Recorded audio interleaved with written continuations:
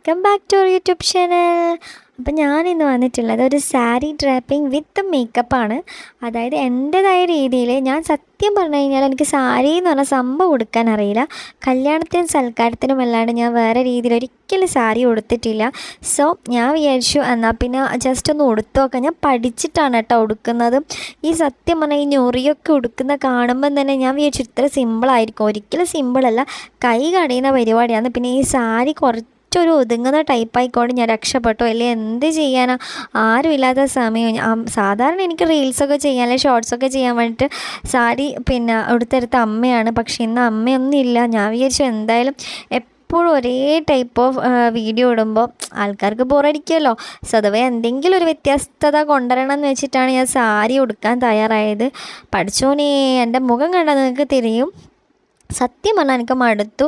ഞാനിത് എത്രാം തവണയാണെന്ന് റീടേക്ക് നമ്മൾ വീഡിയോ എടുക്കുന്നത് പോലെ എടുത്തതെന്നറിയാമോ. പക്ഷേ വീഡിയോസിലെല്ലാം എഡിറ്റ് ചെയ്തിട്ടായതുകൊണ്ടാണ് ഇത്രയും നിങ്ങൾക്ക് ഒന്നും മനസ്സിലാവാത്തത്. സത്യം പറഞ്ഞാൽ നല്ല റീടേക്ക് ചെയ്തിന്. അതായത് ഒരുപാട് എടുത്തിട്ടാണ് ഒരിക്കൽ ലെവലായത്. എന്നിട്ടും ലെവലൊന്നും ആയിട്ടില്ല. എങ്ങനെയൊക്കെയോ ആ ഞൊറി എന്ന് പറഞ്ഞ സാധനം കംപ്ലീറ്റ് ആക്കിയിട്ടുണ്ട്. പിന്നെ ഇതുപോലെ നമുക്ക് ചെയ്യാം, പക്ഷെ ഇങ്ങനെ ഓരോ സാരിക്കേ ഭംഗിയുണ്ടാവും. സോ നിനക്ക് എന്തായാലും തോന്നുന്നു വെച്ചാൽ തട്ട് നമ്മളെ മറ്റേ പ്ലീറ്റ് ഇല്ലേ, അതെന്തായാലും ചെയ്യണമെന്ന് തോന്നും. പിന്നെ സാധാരണ ഉടുത്തു കഴിഞ്ഞാൽ അമ്മ സൈഡിൽ നിന്ന് മുന്നിൽ നിന്നെല്ലാം വലിക്കലുണ്ട്. അതൊന്നും എനിക്ക് കാണുന്നില്ല. സത്യം പറഞ്ഞാൽ അതൊക്കെ എടുത്തു. ഞാൻ ഈ ഉടുത്തപ്പോൾ ഇതൊന്നും കാണുന്നില്ലല്ലോ. പിന്നെ എന്ന് പറഞ്ഞാൽ ഷോർട്സിൽ പകുതി മാത്രമല്ലോ വരൂ എന്നുള്ള ഒരു എന്താ പറയുക, ഒരു ആശ്വാസമുണ്ട്. നമ്മളിത് ഇട്ടിട്ട് എവിടെയും പോകാനൊന്നും പോകുന്നില്ല. പിന്നെ എന്ന് പറഞ്ഞാൽ ഒട്ടും ലെവലായിട്ടില്ല എന്നറിയാം. ഒട്ടും ആയിട്ടില്ല. ഫസ്റ്റ് ടൈമാണ് ഒറ്റയ്ക്ക് ഇതേപോലെ എടുത്തു നോക്കുന്നത്.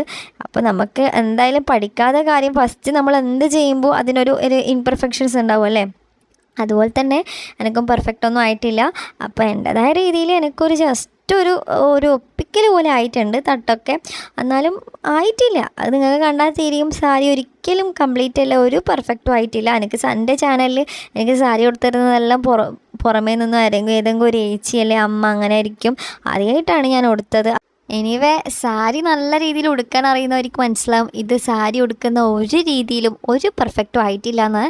അപ്പോൾ എന്നെ സംബന്ധിച്ചെന്ന് വെച്ചാൽ എനിക്ക് ഇത്ര പോലും അറിയില്ലായിരുന്നു. എന്നാലും കുറച്ചൊക്കെ പഠിച്ചല്ലോ എന്നുള്ള നല്ല സന്തോഷമുണ്ട്.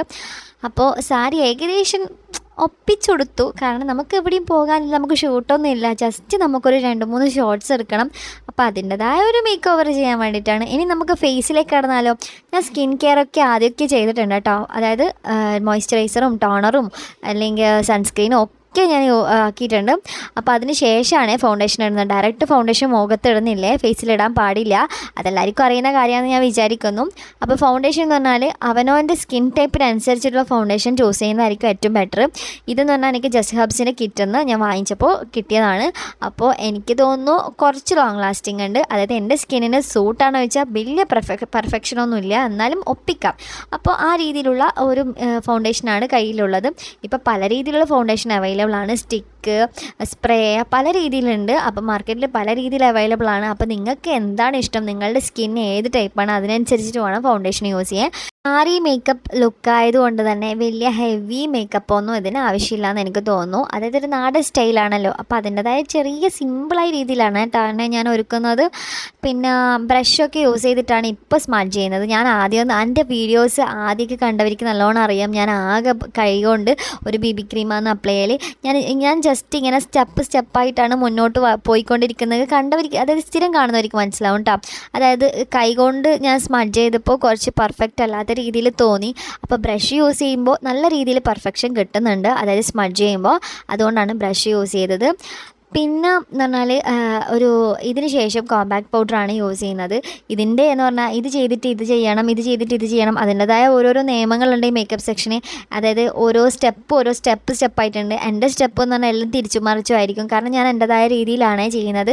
അപ്പോൾ ഇതൊരിക്കലും ഒരു പ്രൊഫഷണലായിട്ടുള്ള മേക്കപ്പ് ആർട്ടിസ്റ്റ് ചെയ്യുന്ന പോലെയൊന്നും ആയിരിക്കില്ല. നമുക്ക് നമ്മുടേതായ രീതിയിൽ ഒരു ജസ്റ്റ് 2-3 ഷോട്ട്സ് എടുക്കണം. അപ്പോൾ അങ്ങനെ ചെയ്യുന്നതാണ്. പിന്നെ എവിടെ പോകുമ്പോൾ ഞാൻ ഇതുപോലെ ഒന്നും വാരി പൂശാറില്ല. അതായത് ഒരു സൺസ്ക്രീൻ അപ്ലൈ ചെയ്തിട്ട് എന്താ പറയുക, എനിക്ക് അത്രയും തോന്നിയെങ്കിൽ മാത്രം ഒരു BB ക്രീം ഞാൻ അപ്ലൈ ചെയ്യും. അല്ലാതെ ലിപ്സ്റ്റിക്ക് മാത്രം ഇട്ടിട്ടാണ് പുറത്ത് പോകാറ്. പക്ഷേ എന്തിട്ടാലും നാട്ടുകാരെ വായിൽ നിന്ന് ഞാൻ മേക്കപ്പ് ഇട്ടു എന്നുള്ള ആ ഒരു ടോൺ വരുത്തുന്നുണ്ട്. അതിപ്പോൾ അവരെ ബോധ്യപ്പെടുത്താനൊന്നും നമുക്ക് കഴിയില്ല. നമ്മൾ എന്തൊക്കെയാണ് ഇടുന്നത് നമുക്കെല്ലാം അറിയും. പിന്നെ എന്ന് പറഞ്ഞാൽ പിരികം ത്രെഡ് ചെയ്യാത്തതുകൊണ്ട് സത്യം പറഞ്ഞാൽ എനിക്ക് ഇതൊരു ഹൈബ്രോ വരയ്ക്കാനേ തോന്നുന്നില്ല. എന്തായാലും ത്രെഡ് ചെയ്ത ഭംഗിയൊന്നും കിട്ടൂലല്ലോ. അപ്പം ഞാനത് അത്ര വലിയ ഡാർക്കൊന്നും ചെയ്തിട്ടില്ല. പിന്നെ ലിപ്പ് ലൈനർ വെച്ചിട്ട് ലിപ്സ്റ്റിക്ക് ഇടുമ്പം നല്ല ഭംഗി കിട്ടും. ഇപ്പം അടുത്തായിട്ടാണ് ലിപ്പ് ലൈനറൊക്കെ യൂസ് ചെയ്യാൻ തുടങ്ങിയത്. നല്ല ഭംഗി, നല്ല ഫിനിഷിങ് കിട്ടും കേട്ടോ. പിന്നെന്ന് പറഞ്ഞാൽ ലിപ് ബാം യൂസ് ചെയ്യാൻ ഏത് വീഡിയോയിലും പറയുന്നത് ലിപ് ബാം യൂസ് ചെയ്യുമ്പോൾ വേറെ തന്നെ നമ്മുടെ സ്കിൻ എന്താ പറയുക ആ ഒരു ചുണ്ടിന് വേറെ തന്നെ മോയ്സ്ചറൈസിങ് കിട്ടും. പിന്നെ എന്ന് പറഞ്ഞാൽ ഇപ്പം മാർക്കറ്റിൽ നല്ലോണം നമ്മളിപ്പോൾ സ്കിന്നിനൊക്കെ ഭയങ്കര കെയർ കൊടുക്കുന്നുണ്ടല്ലേ. 50++ BA++ ഒക്കെ യൂസ് ചെയ്തിട്ട് സൺസ്ക്രീനൊക്കെ യൂസ് നമ്മൾ ചുണ്ടിന് അങ്ങനെ ഒന്നും കൊടുക്കുന്നില്ല. അപ്പോൾ ചുണ്ടിനും നല്ല 50++ ഒക്കെ ഉള്ള ലിപ് ബാമൊക്കെ ഇറങ്ങിയിട്ടുണ്ട്. അത് വാങ്ങി യൂസ് ചെയ്താൽ നമ്മൾ ലിപ്പിലെ പിഗ്മെൻറ്റേഷൻ ഒരുപാട് നമുക്ക് കുറക്കാൻ വേണ്ടി പറ്റും. നമ്മൾ ഇതുപോലെ ഡാർക്ക് ലിപ്സ്റ്റിക്കൊക്കെ ഇടുമ്പോൾ ലിപ്പ് നല്ലോണം ഡാർക്ക് ആകാനുള്ള ചാൻസ് ഉണ്ട്. അപ്പോൾ അതൊക്കെ യൂസ് ചെയ്യുകയാണെങ്കിൽ കുറച്ച് ബെറ്റർ ആയിരിക്കും. പിന്നെ ഈ ഒരു ലിപ്സ്റ്റിക്കിൻ്റെ ഷെയ്ഡ് എനിക്ക് സത്യം പറഞ്ഞാൽ അറിയില്ല. എനിക്ക് എൻ്റെ കസിന് ഗിഫ്റ്റ് തന്നതാണ്.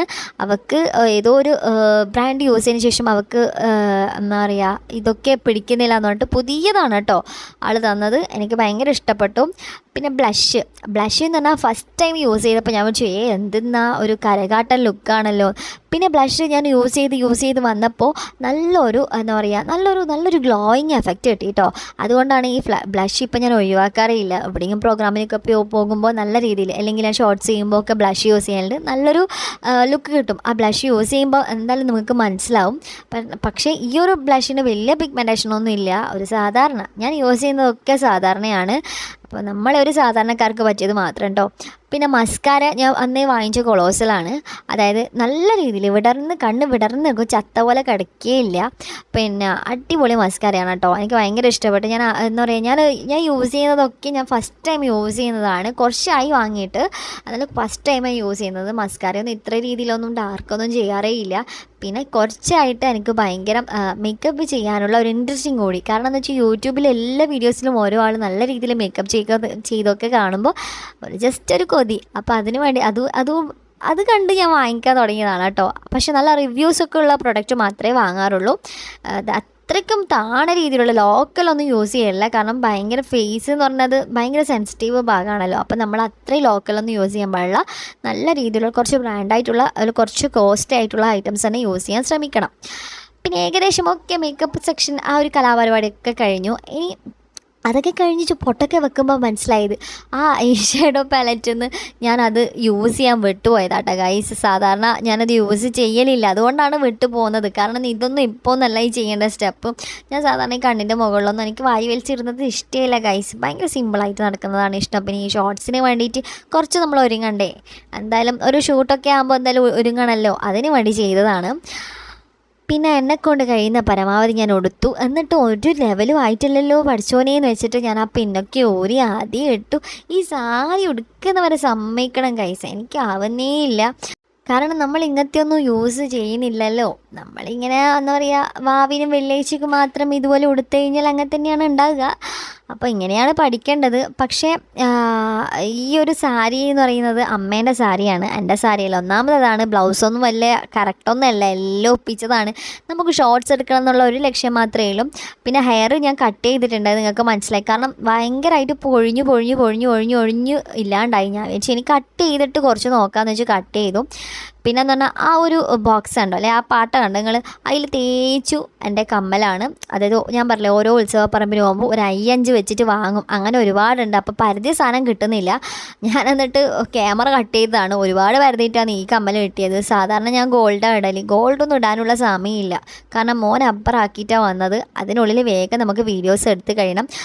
അപ്പോൾ നമ്മൾ കംപ്ലീറ്റ് ലുക്ക് കഴിഞ്ഞ് ഗൈസ്. അയ്യോ, സിന്ദൂരം കൂടി വെച്ചാൽ ഒരു തൃപ്തിയാവും ഗൈസ്. എനിക്ക് ഇങ്ങനത്തെ ഒരു നാടൻ വേഷത്തിൽ സിന്ദൂരം വെക്കുന്നത് ഭയങ്കര ഇഷ്ടമാണ്. ഇന്ന് ആരും വെക്കാൻ ആഗ്രഹിക്കാത്ത ഒന്നാണ്. നമ്മൾ കല്യാണം കഴിഞ്ഞ് തന്നെ തിരിയാൻ പാടില്ല എന്നുള്ള ലെവലിൽ ആരും താലി പോലും ഇടുന്നില്ല. അതിനോടൊന്നും ഞാൻ യോജിക്കുന്നില്ല കേട്ടോ. എനിക്ക് സിന്ദൂരം താലി ഇല്ലാണ്ടൊന്നും പുറത്തു പോകാൻ തോന്നാറില്ല. ഈ ഒരു ലുക്കാകുമ്പോൾ പ്രത്യേകിച്ച് നമ്മളെ സിന്ദൂരം താലി എന്നല്ലല്ലോ, കുറച്ച് ഹൈലൈറ്റ് ആയിട്ട് കാണാം. സോ അതും വെച്ചപ്പോൾ കുറച്ച് ഒരു കംപ്ലീറ്റ് ലുക്ക് വന്നില്ലേ. നേരത്തെ മേക്കപ്പ് ചെയ്തതിനെക്കാട്ടി കുറച്ചും കൂടി ഭംഗിയാ സിന്ദൂരം വെച്ചിട്ടല്ലേ. ഒരു മലയാളി തനിമ വരുന്നതേ നമ്മളെ സിന്ദൂരം പൊട്ടൊക്കെ വെക്കുമ്പോഴാണ്. അപ്പോൾ എൻ്റെതായ ഒരു കാഴ്ചപ്പാടാണ്, എനിക്ക് സിന്ദൂരം വെച്ചിട്ടാണ് ഇഷ്ടം. ഈ ഒരു വേഷത്തിലൊക്കെ സിന്ദൂരം വെക്കുന്നത് കുറച്ചൊക്കെ വെക്കാം, കുറച്ച് വെക്കുന്നവരുണ്ട്. പക്ഷെ എനിക്ക് വെക്കുന്നുണ്ടെങ്കിൽ പാട് വെക്കണോ, ഇല്ലേ വെക്കേയില്ല. അങ്ങനെയാണ് എൻ്റെ ഒരു രീതി. ഹെയർ കട്ട് ചെയ്തുകൊണ്ട് തന്നെ അങ്ങനെയൊന്നും എടുത്തിട്ട് വലിയ രീതിയിൽ കെട്ടാനൊന്നും നമുക്ക് കഴിയില്ല, ഒരു ചെറിയ ഒപ്പിക്കലേ പറ്റും. അപ്പോൾ ഫുൾ കംപ്ലീറ്റ് ലുക്ക് ഇവിടെ ആയി ഗൈസ്. അവിടെയൊന്നും പ്ലീറ്റൊന്നും കറക്റ്റൊന്നും ആയിട്ടില്ല, മതി, പകുതിയല്ലേ വരും റീൽസിൽ ഷോർട്സിൽ.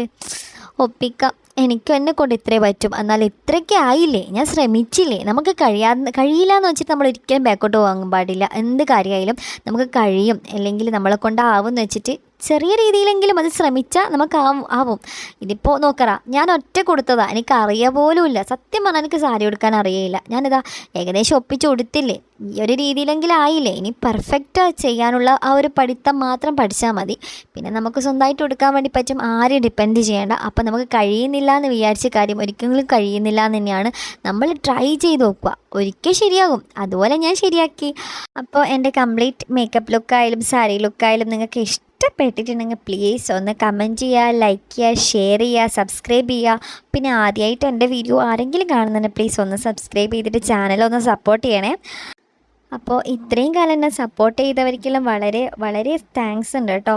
അപ്പോൾ ഇനിയും കൂടുതൽ സപ്പോർട്ട് ഞാൻ പ്രതീക്ഷിക്കുന്നു, ലൈക്കും ഒക്കെ പ്രതീക്ഷിക്കുന്നു. അപ്പോൾ നെക്സ്റ്റ് അടിപൊളിയൊരു വീഡിയോയിൽ കാണാം. ബൈ.